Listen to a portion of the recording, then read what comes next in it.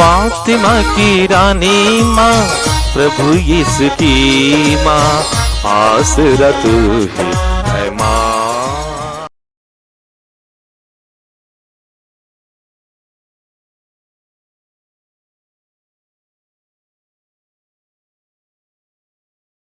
पहला पाठ नबी योनस का ग्रंथ, अध्याय 3, पद संख्याएं 1 से 10 तक। प्रभु की वाणी योनस को दूसरी बार यह कहते हुए सुनाई पड़ी, उठो, महानगर निनवे जाकर वहाँ के लोगों को उपदेश दो, जैसा कि मैंने तुम्हें बताया है।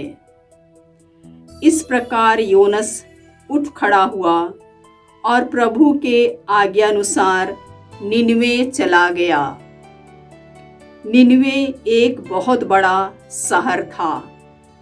उसे पार करने में 3 दिन लगते थे। योनस ने उसमें प्रवेश किया और 1 दिन की यात्रा पूरी करने के बाद वह इस प्रकार उपदेश देने लगा।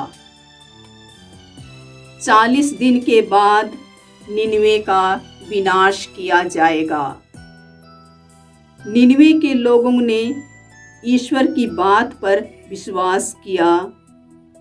उन्होंने उपवास की घोषणा की और बड़ों से लेकर छोटों तक सबों ने टाट ओढ़ लिया।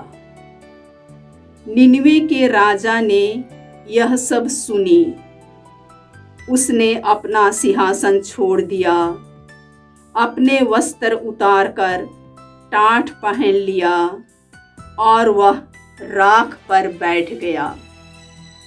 इसके बाद उसने निनवे में यह आदेश घोषित किया, यह राजा तथा उसके सामंतों का आदेश है, चाहे मनुष्य हो या पशु, गाय बैल हो या भेड़ बकरी, कोई भी ना तो खाएगा और ना चरेगा और ना पानी पिएगा। सभी व्यक्ति टाट ओढ़कर पूरी शक्ति से ईश्वर की दुहाई देंगे। सभी अपना कुमार्ग तथा अपने हाथों से होने वाले हिंसात्मक कार्य छोड़ दें।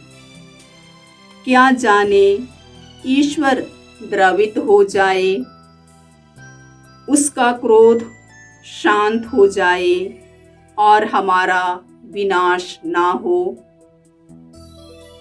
ईश्वर ने देखा कि वे क्या कर रहे हैं और किस प्रकार उन्होंने कुमार्ग छोड़ दिया है, तो वह द्रवित हो गया और उसने जिस विपत्ति की धमकी दी थी उससे उन पर नहीं आने दिया। प्रभु की वाणी। ईश्वर को धन्यवाद। भजन अनुवाक्य। हे ईश्वर, तू पश्चातापी दीनहीन हृदय का तिरस्कार नहीं करेगा। हे ईश्वर, तू पश्चातापी दीनहीन हृदय का तिरस्कार नहीं करेगा। हे ईश्वर, तू दयालु है, मुझ पर दया कर। तू दया सागर है, मेरा अपराध क्षमा कर। मेरी दुष्टता पूर्ण रूप से धो डाल, मुझ पापी को शुद्ध कर। अनुवाक्य। हे ईश्वर, तू पश्चातापी दीनहीन हृदय का तिरस्कार नहीं करेगा। हे ईश्वर, तू पश्चातापी दीनहीन हृदय का तिरस्कार नहीं करेगा। हे ईश्वर, मेरा हृदय फिर शुद्ध कर और मेरा मन सुदृढ़ बना। अपने सानिध्य से मुझे दूर ना कर और अपने पवित्र आत्मा को मुझसे ना हटा। अनुवाक्य। हे ईश्वर, तू पश्चातापी दीनहीन हृदय का तिरस्कार नहीं करेगा। हे ईश्वर, तू पश्चातापी दीनहीन हृदय का तिरस्कार नहीं करेगा। तू बलिदान से प्रसन्न नहीं होता। यदि मैं होम चढ़ाता तो तू उसे स्वीकार नहीं करता। मेरा पश्चाताप ही मेरा बलिदान होगा। तू पश्चातापी दीनहीन हृदय का तिरस्कार नहीं करेगा। अनुवाक्य: हे ईश्वर, तू पश्चातापी दीनहीन हृदय का तिरस्कार नहीं करेगा। हे ईश्वर, तू पश्चातापी दीनहीन हृदय का तिरस्कार नहीं करेगा। जय घोष। प्रभु कहता है, सारे हृदय से मेरे पास लौट आओ और मैं प्रेम पूर्वक तुम पर दया करूंगा। प्रभु आप लोगों के साथ हो और आपकी आत्मा के साथ। संत लूकस के अनुसार पवित्र सुसमाचार। हे प्रभु, तेरी महिमा हो। अध्याय 11 पदसंख्याएं 29 से 32 तक। भीड़ की भीड़ यीशु के चारों ओर उमड़ रही थी और वह कहने लगे, यह एक विधर्मी पीढ़ी है। यह एक चिन्ह मांगती है, परंतु नबी योनस के चिन्ह को छोड़ इसे कोई चिन्ह नहीं दिया जाएगा। जिस प्रकार योनस निनिवे निवासियों के लिए एक चिन्ह बन गया था, उसी प्रकार मानव पुत्र भी इस पीढ़ी के लिए एक चिन्ह बन जाएगा। न्याय के दिन दक्षिण की रानी इस पीढ़ी के लोगों के साथ जी उठेगी और इन्हें दोषी ठहराएगी, क्योंकि वह सुलेमान की प्रज्ञा सुनने के लिए पृथ्वी के सीमांतों से आई थी। और देखो, यहाँ वह है जो सुलेमान से भी महान है। न्याय के दिन निनिवे के लोग इस पीढ़ी के साथ जी उठेंगे और इसे दोषी ठहराएंगे, क्योंकि उन्होंने योनस का उपदेश सुनकर पश्चाताप किया था। और देखो, यहाँ वह है जो योनस से भी महान है। प्रभु का सुसमाचार। हे क्रिस्त, तेरी स्तुति हो। जय यीशु क्रिस्त में प्रिय भाई और बहनों, आज का पहला पाठ योनस नबी के ग्रंथ से हैं। अध्याय 3 पदसंख्याएं 1 से 10 तक। इसमें हमने सुना कि नबी योनस ने निनिवे के लोगों से भविष्यवाणी की, उनको समझाया कि 40 दिन के बाद ईश्वर आप लोगों को दंड देगा, निनिवे का विनाश होगा। इसके पहले इस ग्रंथ की शुरुआत में ईश्वर ने शिकायत की। ईश्वर ने बताया, निनिवे के लोग पापी हैं, कुमार्ग छोड़कर पश्चाताप कर पवित्र जीवन नहीं बिताएंगे तो वे नष्ट किए जाएंगे। योनस ने जाकर वहाँ प्रभु की वाणी सुनाई, लोगों ने विश्वास किया। यहाँ तक राजा के साथ सभी लोगों ने पश्चाताप किया, ईश्वर से प्रार्थना की, कुमार्ग छोड़कर वे पवित्र जीवन बिताने लगे। और ईश्वर ने यह देखकर द्रवित होकर अपना इरादा हटा दिया, विचार छोड़ दिया। उनका विनाश नहीं हुआ, वे सब बच गए। तो आज के इस पाठ के द्वारा हम बहुत सारी बातें सीख सकते हैं। सबसे पहले हम सबों को योनस के समान पश्चाताप करना है, अपने कुमार को छोड़ना है। नबी योनस को ईश्वर ने बताया था कि निनिवे जाकर भविष्यवाणी करो, लेकिन वह तैयार नहीं था। वह जहाज लेकर तर्शीश चला गया। रास्ते पर एक भयंकर घटना घटी। वह समुद्र में फेंका गया, एक मत्स्य ने उसको खा लिया और नीनवे के तट पर उगल दिया और उसके बीच में मछ के पेट में रहकर उसने पश्चाताप किया। ईश्वर की वाणी का पालन करने के लिए वो तैयार हो गया। और उसी तरह हम सबों को भी अपना पापमय जीवन छोड़कर ईश्वर की इच्छा के अनुसार जीवन बिताना है। ईश्वर की बात माननी है, तब दूसरों में भलाई आएगी। उन लोगों से, निनिवे के लोगों से हम सीखते हैं कि वे यह सुनकर, योनस की बात सुनकर वे पश्चाताप करने लगे।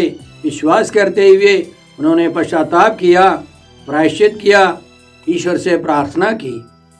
उसी तरह हम सबों को भी ईश्वर की वाणी सुनकर, बाइबल पढ़कर, प्रवचन सुनकर, प्रभु यीशु की बात मानकर पवित्र जीवन बिताना है। और हम लोग वहाँ के राजा से क्या सीखते हैं? सच्चाई पर उसने विश्वास किया। वह ईमानदारी का एक व्यक्ति था। और उसी तरह हमारे नेतागण, राष्ट्र के हो, धर्म के हो, हमारे नेतागण अच्छे हैं, विश्वासी है, तो उसकी कृपा सभी लोगों में फैल जाएगी। हमें प्रार्थना करनी चाहिए कि निनिवे के राजा के समान हमारे देश के, अन्य देशों के राष्ट्र नेता हो। वे पवित्र जीवन बिताए, ईश्वर की वाणी पर ध्यान दे। इसके लिए हमें प्रार्थना करनी है। साथ साथ हमें प्रार्थना करनी है कि हमारे परिवार से, आने वाली पीढ़ियों से निनिवे के राजा के समान बड़े बड़े राष्ट्र नेता या आध्यात्मिक नेता तैयार हो जाए। ईश्वर उनको खड़ा कर दे ताकि हमारा देश, हमारी दुनिया और अच्छी बन जाए। इसके लिए हमें प्रार्थना करनी है। आज के सुसमाचार में प्रभु यीशु खुद कहते हैं कि यह एक विधर्मी पीढ़ी है, यह एक चिन्ह मांगती है। यीशु तैयार है एक चिन्ह देने के लिए, एक चिन्ह देने के लिए। वह चिन्ह नबी योनस का चिन्ह है। प्रभु यीशु ने खुद कहा, नबी योनस की बात सुनकर निनिवे के निवासी पश्चाताप करने लगे।